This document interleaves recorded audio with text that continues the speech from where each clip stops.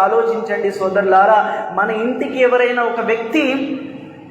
ఒక గొప్ప వ్యక్తి అతిథిగా వస్తున్నాడు అంటే మనం ఏ విధంగానైతే ఆ యొక్క అతిథి కోసం, గొప్ప అతిథి వస్తున్నాడు, గొప్ప ఆ వ్యక్తికి ఎంతో పేరు పలుకుబడి ఉంది, మరి అటువంటి వ్యక్తి మన ఇంటికి వస్తున్నాడంటే మన యొక్క వ్యవహారం ఎలా ఉంటుంది, మన యొక్క తీరు, మన యొక్క పద్ధతి, మన యొక్క వైఖరి ఎలా ఉంటుంది, పూర్తి మన యొక్క ఇంటి వాతావరణం మనం మార్చేస్తాం. ఎందుకని?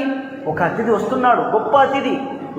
కేవలం ఒక అతిథి కోసం ఒక మనిషి ఈ విధంగా అతిథిగా వస్తున్నాడంటేనే మనం ఇంత ఆర్భాటము చేస్తున్నాం, ఇంత గొప్పగా మనం అలంకరించుకుంటున్నామే. అల్లా వద్ద నుంచి మన వద్దకు ఒక అతిథిగా వస్తుంది. అదే రంజాను నెల, అతిథులకు అతిథి ఆ యొక్క నెల.